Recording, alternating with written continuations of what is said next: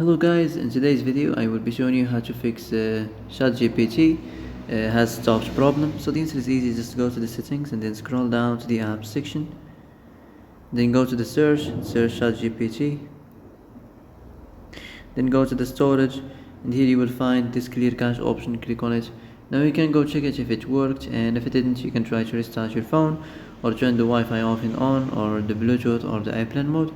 Also you can try to clear data, but be careful. If you clear data, all this application's data will be deleted. This includes all files, the settings, the accounts, the databases, etc. So be careful if you want to clear your data.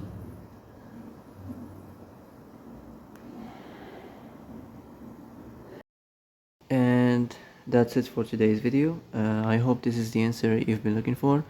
If you like this video, don't forget to like and subscribe, and see you in the next video.